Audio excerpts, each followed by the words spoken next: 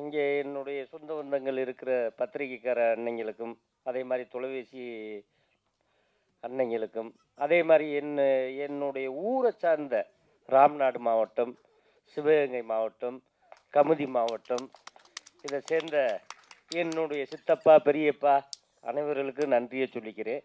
அதே மாதிரி மேடையில் அமர்ந்திருக்க நான் அதிகமாக நான் பேசக்கூடாது, இருந்தாலும் ஒரு 4 வார்த்தை மட்டும் பேசிக்கிறேன்.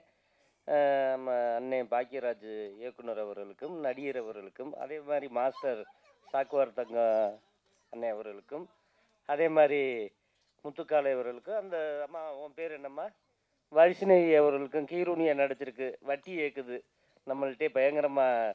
அது கேட்குறத பார்த்தா அது ராம்நாடு மாவட்டத்தில் இப்படித்தான் வட்டி கேட்பாங்க அதிகமாக. ஆமாம், அதிகமாக வட்டி கேட்பாங்க மாஸ்டர். காலையில் ஒரு வேப்பங்குச்சி ஒடிச்சு பல்ல விளக்குறாங்கன்னா வட்டியை வசூல் பண்ணாமல் போகவே மாட்டாங்க. அப்படிப்பட்ட ஏரியா. இந்த அவர் பின்னுக்கு இருந்து உண்மைன்னு சொல்கிறாரு. அதே மாதிரி ஹீரோ பாவம் நல்லா பேசினாப்புல, நல்ல உடன்பார்பாக இருக்கார். அது ரொம்ப பிடிச்சிருக்கு. கண்ணனை பற்றி நான் நிறையா சொல்லணும். இயக்குனர் அந்த கண்ணை வந்து எப்படின்னா, அப்பப்போ அடிக்கடி என்னுடைய அலுவலகத்துக்கு வருவார், என் இல்லத்துக்கு வருவார். வரும்போது அண்ணே இப்படி ஒரு படம் பண்ணியிருக்கனே, இதில் வந்து பாக்கியராஜ் சார் நடிக்கணும் அப்படின்னு. ஏன் போய் கேளு அப்படின்னு சொன்னேன். இல்லைண்ணே நான் இங்கே போகிறதுக்கு பயமாக இருக்குது. ஏன் அவர் துப்பாக்கி வச்சுருக்காரா, சுட்டு போடுவாரா? இந்த படம் இப்படி இருக்குன்னு போய் சொன்னீங்கன்னா அவர் உடனே ஓகே சொல்லிடுவார் அப்படின்னு. இல்லைண்ணே நீங்கள் வாரீங்களா, நான் வந்தால் உனக்கு இது வேலையான்னு என்னைய கேட்பார். நீ போய் கேளு, கேட்டீங்கன்னா உடனே அது கதவுகள் திறக்கப்படும் அப்படின்னு சொல்லி சொன்னேன். சொல்லும் போது அப்புறம் ஃபாலோ பண்ணி போய் எப்படியோ பிடிச்சிட்டாரு. பிடிச்சிக்கிடிச்சிட்டு அவங்க சீன்னா எடுத்துட்டு லாஸ்ட் எண்டு என் சீனு இங்கே ஒரு இதுக்கிட்ட சென்னையில் திருவேற்காடுக்குள்ளே வச்சு எடுத்தாப்புல. சரியான வெயில். ரெண்டாவது வந்து மண்டையை புழக்குது, என்னன்னு தெரியல. கண்ணன்கிட்டதான் பேசுகிறோமா கேமராட்ட பேசுகிறோமான்னு எனக்கே ஒன்றும் தெரியலை. நடித்து கொடுத்துட்டு வந்துட்டேன். அதே மாதிரி அவர் ஐயா அந்த இவங்க பேசும்போது ஒரு விஷயம் சொன்னாங்க. அந்த ராம்நாடு மாவட்டம் ஃபுல்லாமே வறட்சியான மாவட்டம். வறட்சியான மாவட்டம்னா தண்ணி இருக்காது, வேலிக்கருவு அதிகமாக இருக்கும், சாப்பாடுக்கு ரொம்ப கஷ்டப்படணும். அங்கே உள்ள வீடுகள்லாம் ஹீரோ தம்பி சொன்னாப்புல காணாமல் போய்கிட்டு இருக்கு, உடஞ்சிக்கிட்டு இருக்கு. அங்கே உள்ளவு எங்கே இருக்காங்கன்னே தெரியல. இதுக்காக முதலாக புரட்சி தலைவர் எம்ஜிஆர் ஐயா சிஎம் ஆகும்போது இந்த ராம்நாடு மாவட்டத்தை இருந்து சிவகங்கை மாவட்டத்தை பிரித்து கொண்டு வந்தார். அதுதான் அவருடைய முதல் கையெழுத்து. இது யாருக்குமே தெரியாது. ஏன்னா அப்போ எனக்கு 3 வயசு 4 வயசு இருக்கும்.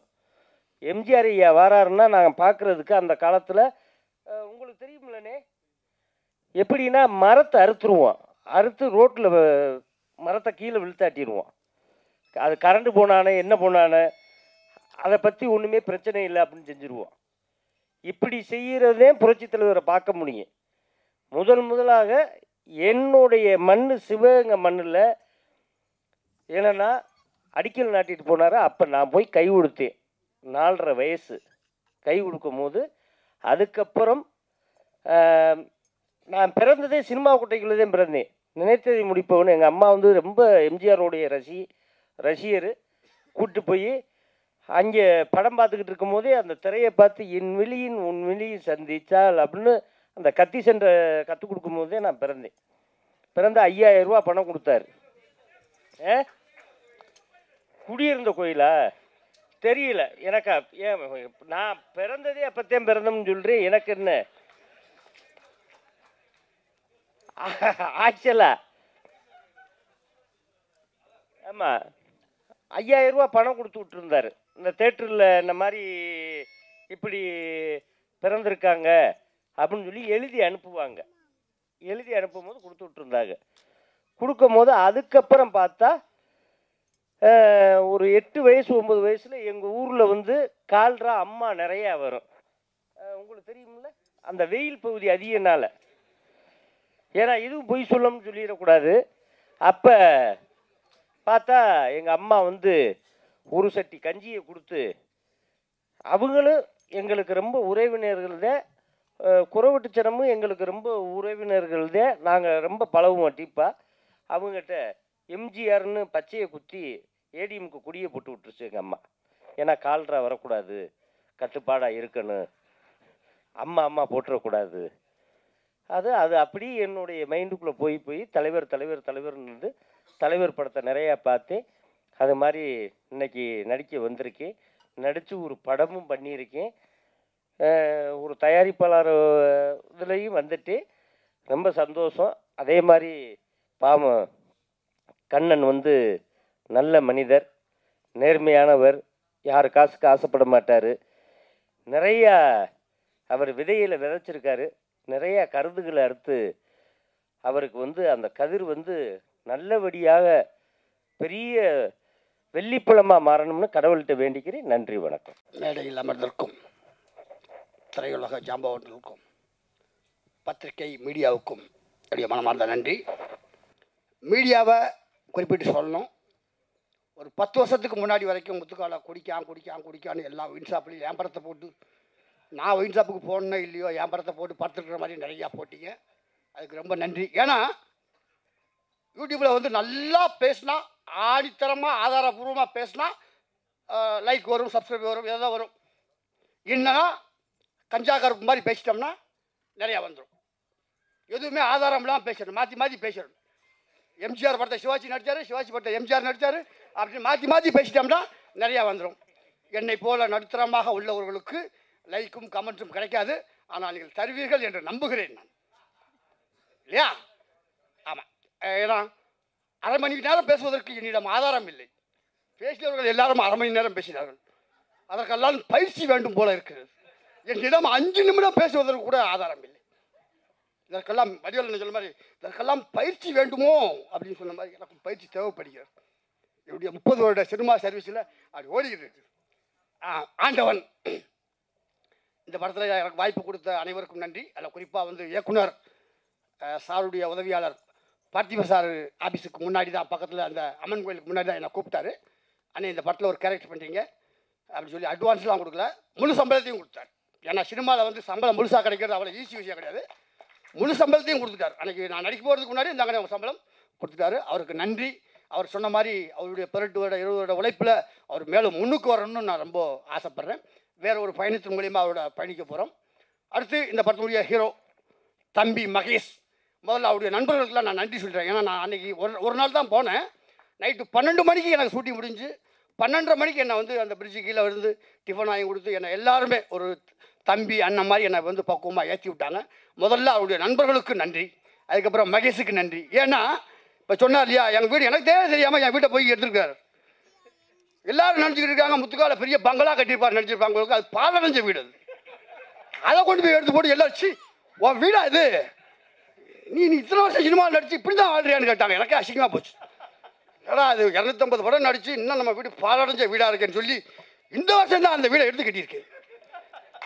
இந்த 25 வருஷம் சர்வீஸில் இப்போ தான் அந்த வீடே வந்து வீடு மாதிரி இருக்குது. பாலடைஞ்ச பங்களா பாலடைஞ்ச வீடுன்னு காட்டினதுக்கு தம்பி மகேஷுக்கு நன்றி. ஏன்னா ஏதாவது ஒரு தூண்டுகோல் இருக்கணும். தூண்டுகோல் இருந்தால் தான் அடுத்த ஸ்டெப்புக்கே நம்ம போக முடியும். அதனால் தம்பி மகேஷுக்கு நன்றி.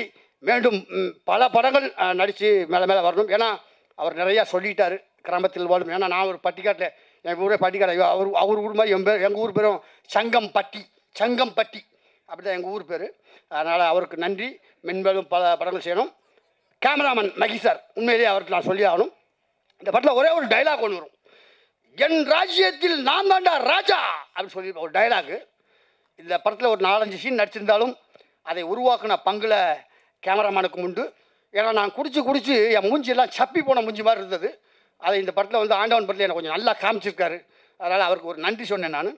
இந்த முடிஞ்ச வரைக்கும் இந்த படம் பேசப்பட்டால் இதில் முத்துக்காலை பண்ண அங்கங்கே சில சிம்டம்ஸும் பேசப்படும். ஏன்னா இந்த ஒரு 10 வருஷமாக வந்து என் ராஜ்யத்தில் நான் தான் ராஜா அப்படி தான் வாழ்ந்துகிட்டு இருக்கேன்.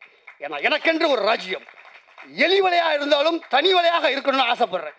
ஏன்னா ஒருத்தர் நம்பி இருந்தால் என்ன பாடுவோம்னு அனுபவிச்சதுனால இன்றைக்கி மீண்டு வந்து இன்றைக்கி நான் வந்து எலி வலையாக இருந்தாலும் தனி வலையாக இருக்குன்னு ஆசைப்பட்டு சிறப்பாக போய்கிட்டு இருக்கேன். அதனால் நிறையா பேசவும் முடியாது. நான் கடந்து வந்த பாதையை ஒரு சின்ன உதாரணமாக தம்பின்னு சொல்லலாம். ஏன்னா மாஸ்டர் மகேந்திரன் அப்பா சைக்கிளில் முன்னாடி உட்கார வச்சு, அதுக்காக எனக்கு வயசு ரொம்ப ஆச்சுன்னு நினச்ச வேண்டாம், குழந்தையா சைக்கிளில் உட்கார வச்சு அந்த விநாயகர் ஸ்கூலில் வந்து உட்காந்து பல்ட்டி அடிக்க சொல்லி தருவார். நான் ஒரு ஓரத்தில் பல்ட்டி அடிப்பேன், ஒரு ஓரத்தில் பல்ட்டி அடிச்சுக்கிட்டு இருப்பார். இப்படிலாம் வந்து இன்றைக்கி அவர் ஹீரோவாக நடித்து, அவர் ஹீரோவாக நடித்த படத்தில் நான் ஒரு 4 படத்தில் நடிச்சிருக்கேன். இதுதான் வந்து இன்னொரு விஷயம் சொல்லணும். திரைக்கதை வேந்தன் நானும் கிங்காங்கும் டெய்லி ஒரு ஃபங்க்ஷனுக்கு போனோன்னா அவர் எல்லா பாட்டுக்கும் ஒரு டான்ஸ் ஆடுவார். அதில் பாக்கியராஜ் சார் அவருடைய பாடலும் உண்டு. அதில் ஒவ்வொரு நாளும் திரைக்கதை வேந்தன் எங்கள் பாக்கியராஜ் சார் ஆடி இருந்தால் எப்படி இருக்கும் அப்படின்னு ஒரு டைட்டில் அரைமணி சொல்லித்தான் வந்து கிங்காங்க ஆடுவார். அந்த வகையில் சிறு வயசில் நான் ஆகாயத்தில் சென்று கொண்டிருக்கும் விமானத்தை அண்ணாந்து பார்த்த நான் அதே விமானத்தில் ஏறி பயணம் செய்திருக்கிறேன் என்று சொல்லும் வாசகத்தை போல அவருடைய சுவரில்லாத சித்திரங்கள். அன்றைக்கி கூட கேட்டேன், அந்த தீவனை போட்டு ஷூட்டிங்கில் கேட்டேன், சார் தூரல் நின்று போச்சுல, நீங்கள் சிலம்பு சண்டை எத்தனை நாள் சார் கற்றுக்கிட்டீங்கன்னு கேட்டேன். ஜஸ்ட் அப்படின்னு ஒரு வார்த்தை சொல்லி முடிச்சார், அவ்வளோதான். ஆனால் சின்சியராக அந்த கண்ணோட்டம் தெளிவாக அந்த படத்துக்கு என்ன வேணுமோ அவர் 2 கம்பு வீசுறதை பார்த்தா நான் 3 மாதம் 2 கம்பை வீசுறதுக்கு எனக்கு 3 மாதம் ஆச்சு. ஏன்னா என்னுடைய அடிப்படையே சிலம்பம் தான். அப்படி தூரம் நின்று போச்சு. புரட்சித்தில் ஒரு எம்ஜிஆர் படங்கள் பார்த்தா நான் சிலம்பம் கற்றுக்கிட்டேன். அதுக்கப்புறம் கராத்தையில் பிளாக் பெல்ட் வாங்கினேன், சிலம்பம் கற்று ஜிம்னாஸ்டிக் கற்றுக்கிட்டேன். இன்றைக்கி எங்கள் ஜாகோர் பாஸ் இருக்க யூனியனில் நானும் ஒரு 25 வருஷமாக மெம்பராக இருக்கேன்னா அதுக்கு காரணம் அவருடைய தூரம் நின்று போச்சு, டார்லிங்கில் கராத்தே சண்டை போட்டது, இதெல்லாம் ஒன்றொன்றும் எனக்கு ஒரு உற்சாக டானி. ஏதாவது ஒரு தூண்டுகோல் வேணும் அந்த வகையில். அதே மாதிரி அவருடைய எழுத்தில் ஒரு 2 விஷயத்தில் எனக்கு பெரிய பெருமை பாக்கியம் பற்றி சொல்லலாம். தேசிய விருது பெற்ற அகத்தியன் சார் இயக்கிய ராமகிருஷ்ணா படத்தில் ஒரு மோனோ ஆக்டிங்கில் ஒரு 4 சீன் வரும். நான் நடித்த ஒரு 10 காமெடியில் அது ஒரு காமெடி. உண்மையிலே அந்த படம் மட்டும் ஓடி இருந்தால் நான் ஒரு அடுத்த கட்டத்துக்கு சென்றிருக்கலாம். ஜஸ்ட் மிஸ் அவ்வளோ சொல்லலாம். பட் அதில் வந்து சமீபத்தில் நீங்கள் ரசித்த நகைச்சுவை காட்சி என்ன அப்படின்னு கேட்கும்போது பாக்கியால் ஒரு லைன் வந்திருந்தது, ஒரு உற்சாக டானி. சமீபத்தில் நான் பார்த்த படத்தில் ராமகிருஷ்ணா படத்தில் சார்லி அண்ட் கோ முத்துக்காலை நடித்த நகைச்சுவை காட்சிகளை பார்த்து ரசித்தேன் அப்படி ஒரு லைன் இருந்தது. அந்த லைனை வச்சே நான் வந்து 25 படம் நடித்தேன். சா பாக்கியராஜா நம்ம பாராட்டார விட்டுருமான்னு அப்படின்னு நடித்தேன். அவ்வளோ பெரிய சந்தோஷமாக இருந்தது. அதே சொன்னேன் இல்லையா, ஆகாயத்தில் சென்று கொண்டிருக்கும் விமானத்தை, அதே மாதிரி அவர் படங்களை பார்த்து ரசித்த நான் அவருடைய இயக்கத்தில் சித்து +2 அதில் ஒரு பிச்சைக்காரனாக நான் நடித்தேன். உண்மையிலேயே 5 டேக் 6 டேக் போச்சு. வேறு யாரும் பார்த்தியா என்னையா நடிக்க போயா வேற போடியா அப்படின்னு இருப்பாங்க. ஒன்றும் இல்லை, பண்ணு. ஏன்னா உள்ளுக்குள்ள இன்னொரு கை வரணும், பிச்சை எடுக்கிற கை வரணும், அது தட்டு எடுத்துகிட்டு வரணும். அது பெரிய ரிஸ்க்காக இருந்தது. டைமிங் கரெக்டாக செட்டில் ஒரு 5-6 டேக் போச்சு. எந்த ஒரு இது இல்லை. ஆனால் உண்மையிலேயே ஒரு அம்மா வந்து எனக்கு பிச்சை போட்டு போச்சு. சப்வேல வந்து எடுக்கும், பிச்சைக்காரனா எடுத்தேன், ஒரு அம்மா பிச்சை போட்டு போச்சு. நான் சார்ட்ட சொன்னேன், சார் ஒரு அம்மா எனக்கு பிச்சை போட்டுச்சு. கரெக்ட், ஒரிஜினலாக ஆள்கிட்ட போட்டிருக்கு. பார்க்கறதுக்கு பிச்சைக்காரன் நீயும் ஒரே மாதிரி இருந்த பிறகு போட நினைச்சுவாங்க. உன் நடிப்புக்கு கிடைத்த அங்கீகாரம் எங்கே சுற்றினாலும் சமைச்சா உன் நடிப்புக்கு கிடைத்த அங்கீகாரம், இதுதான் நம்மளுடைய உற்சாக டானி. அந்த மாதிரி இந்த ஆண்டவன் படத்தை வாழ்த்த வந்திருக்கும் கலைவேந்தர் அவருடைய வாழ்த்துக்கனால தம்பி மகேஷாக இருக்கட்டும், இயக்குனர் கண்ணன் சாராக இருக்கட்டும், எல்லாம் வந்து இந்த படம் மாபெரும் வெற்றி அடையணும். இதில் நடித்த நடிகர்கள் எல்லோரும் ஏன்னா கிராமத்தில் உள்ளவங்க எல்லாத்தையும் தனக்கு உதவி செய்த. இப்போ நான் ஒரு தொடர் ஒன்று எழுதியிருக்கேன், அது புக்கா வந்து இந்த மாதம் 18ஆம் தேதி ரிலீஸ் ஆக போகுது. எனக்கு கிடைச்ச ஒரு சின்ன ரீல், அவ்வளோ ஒரே ஒரு லைன் கிடைச்சது. அர்த்தமுள்ள இந்து மதத்தில் கவிஞர் கண்ணதாசையா எழுதின புக்கில் நான் படித்தது. அதுக்கப்புறம் தான் தெரியும் அதை வேற ஒருத்தர் எழுதியிருக்காரு. ஆவீன மழை பொழிய இல்லம் வீழ, ஆவீன மழை பொழிய இல்லம் வீழ, அகத்தடியால் மெய்லோக அடிமை சாக, அகத்தடியால் மெய்லோக அடிமை சாக, மா வீரம் போகுதன விதை கொண்டோட, மா வீரம் போகுதன விடை கொண்டோட, இடையில் கடன்காரன் மறித்து கொள்ள, சாவோலை கொண்டு ஒருவன் எதிரே தோன்ற, தள்ள ஒன்னா விருந்து வர சர்ப்பம் தேண்ட, உழுதுண்ட கோமான் உரிமைக்காக குறுக்கள் வந்து தச்சனை குடி என்றாராம். இதெல்லாம் ஒரு மனுஷன் படுற கஷ்டத்தினுடைய வழிகள், கஷ்டத்துடைய வழிகள். இந்த வழியை தாண்டி தான் ஒவ்வொரு மனுஷனும் வாழ்ந்துக்கிட்டு இருக்கான் அப்படின்னு அர்த்தமுள்ள இந்து மதத்தில் நான் படித்தேன். அது ஒருவேளை கண்ணதாசன் ஐயா தான் எழுதியிருக்காருன்னு நினச்சி பார்த்தேன். அவர் கீழே ஒரு லைன் எழுதினார், இல்லை இது ராமச்சந்திர கவிராயர் எழுதுனது. அந்த வாசகம் யார் எழுதுனாங்க, இதில் அது என்ன கருத்து சொல்லுச்சு அதுதான் முக்கியம். நான் கூட சில மேடைகள் பேசுவதுண்டு. பட்டினி கிடந்து பசியால் மெலிந்து பால்பட நேர்ந்தாலும் கட்டுடல் தளர்ந்து கைகால் மெலிந்து கீழ்நுழையுற்றாலும் கெட்டு நடு தெருவோடு வீதிக்கே வந்தாலும் நான் எட்ட நினைத்த காரியத்தை செய்து முடிக்காமல் விட்டு விடுவேனோ அப்படின்னு சொல்லி நிறைய மேடைகளில் பேசுவேன். ஏன்னா இதெல்லாம் தோண்டு போன நண்பர்களுக்காக ஒரு உற்சாகம் கொடுக்குறது. அப்படி கொடுத்ததுனால தான் இன்றைக்கி நான் ஒரு 300 படம் நடிச்சிருக்கேன். நான் ஆசைப்பட்டு வந்த ஸ்டண்ட் யூனியனில் 25 வருஷமாக மெம்பராக இருக்கேன். என்னுடைய பதிவுகளில் தான் இந்த ஜெயிச்சு விளையாடலாமா அப்படிங்கிற ஒரு புக்கு இந்த மாதம் 12ஆம் தேதி ரிலீஸ் ஆக போகுது. அது யாருன்னா குடியை விடுவதற்கும் படிப்பை தொடுவதற்கும் ஒரு நல்ல விஷயங்கள் சொல்லியிருக்கேன். இதை நீங்கள் எல்லாரும் வாங்கி படிங்க. இப்படி ஒரு அருமையான மேடையை அமைத்து கொடுத்த அனைவருக்கும் என்னுடைய மனமார்ந்த வாழ்த்துக்கள். ஆண்டவன் படம் மாபெரும் வெற்றியுடைய என்னுடைய மனமார்ந்த வாழ்த்துக்கள் வாழ்த்துக்கள் வாழ்த்துக்கள். நன்றி. எல்லாருக்கும் வணக்கம். ஃபஸ்ட்டு இந்த படம் ஆண்டவன் அப்படின்ற ஒரு படத்துக்கு ஒரு மிகப்பெரிய வாழ்த்துக்கள். படத்தில் அவங்க எந்த அளவுக்கு அவங்க இந்த சமுதாயத்து மேலே அக்கறை இருக்கிற விஷயங்களை காமிச்சிருக்காங்கன்னு எனக்கு தெரியல. பட் இது வரைக்கும் இங்கே இருக்கிறவங்க பேசினவங்க நிறைய பேருக்கு வந்துட்டு நிறைய அக்கறை இருக்குது. ரொம்ப நல்ல எமோஷ்னல் பர்சனாக இருக்காங்க. அவங்கள பார்க்கும்போது ரொம்ப சந்தோஷமாக இருக்குது. அண்ட் அவங்க ஒரு படம் எடுத்திருக்காங்க, ஒரு ஃபஸ்ட்டு படம் எடுத்திருக்காங்க, ஒரு விஷயத்தை ட்ரை பண்ணியிருக்காங்க. அண்டு நிறைய பேர் பேசும்போது தான் தெரியுது மகேஷ் வந்துட்டு யூடியூப்லலாம் வந்துட்டு வீடியோஸ்லாம் போடுறார் அப்படின்ட்டு. ஸோ அது ஒரு நல்ல ஒரு இன்ஃபர்மேஷனாக இருக்குது. ஸோ நிறைய பேர் நியூ கம்மர்ஸ்க்கு இந்த ஒரு படம் ஒரு நல்ல ஒரு அடையாளமாக இருக்கணும்னு அந்த ஆண்டவனை வேண்டிக்கிறேன். அண்ட் அந்த படம் பெரிய சக்ஸஸ் ஆகணும். எந்த ஒரு படமாக இருந்தாலும் அதில் சில கைகள் இருக்கும். இன்னும் லைக் சில சில சில ஆர்டிஸ்ட் வந்து சில படங்கள் விடவே விடாது. அப்படி வந்து பாக்யராஜ் சார்லாம் இருக்காருன்னு நினைக்கும்போது எவ்வளோ படங்கள் சின்ன வயசுலேருந்து அவரோட நான் நடிச்சிருக்கேன். அவரோட படங்களை பார்த்து வளர்ந்துருக்கேன். அண்டு எவ்ரி டைம் நான் அவர்கிட்ட பேசியிருக்கேன், வீட்டுக்கு போகும்போதெல்லாம் பேசியிருக்கேன். அண்ட் அவர் திருப்பியும் ஸ்க்ரீனில் பார்க்கும்போது எனக்கு ரொம்ப சந்தோஷமாக இருக்கேன். அண்ட் இந்த மாதிரி ஆர்டிஸ்ட் எல்லாருமே வந்துட்டு இந்த மாதிரி யங்ஸ்டர்ஸுக்கு வந்துட்டு ஒரு வாய்ப்பு கொடுத்து அவங்க டைம் கொடுத்து அவங்க டேட்டு கொடுத்து அவங்க எனர்ஜியை கொடுத்து வேலை பார்க்கும்போது தான் அந்த யங்ஸ்டர்ஸ்க்கு ஒரு பெரிய ஒரு ஒரு ஒரு ஒரு பூஸ்டாக இருக்குது. ஸோ அதுக்கே நம்ம வந்து மிகப்பெரிய ஒரு வாழ்த்துக்கள் வந்துட்டு சாருக்கு சொல்லணும். அண்ட் அந்த மாதிரி தான் சாராக இருந்தாலும் சரி, அண்டு முத்துக்கான அண்ணாவாக இருந்தாலும் சரி, அந்த கஞ்சா கருப்புனாவாக இருந்தாலும் சரி, எல்லாருமே வந்து ஒரு படம் ட்ரை பண்ணியிருக்காங்க. அண்ட் அந்த படம் நல்ல ஒரு வெற்றி அடையட்டும். அந்த டேரக்டருக்காக தான் நான் வந்தேன். அண்ட் அவர் தான் ரொம்ப ஃபாலோ பண்ணிகிட்டே இருந்தார். ஸோ அவருக்கும் ஒரு பெரிய வாழ்த்துக்கள். அண்ட் ப்ரெஸ் மீடியா, எஸ் உங்களுக்கு தெரியும் ஒரு படத்தை எப்படி போய் சேர்க்கணும் அப்படிங்கிறது. You know well. ஸோ அதை நீங்கள் கரெக்டாக பண்ணிடுவீங்கன்னு தெரியும். Thank you so much.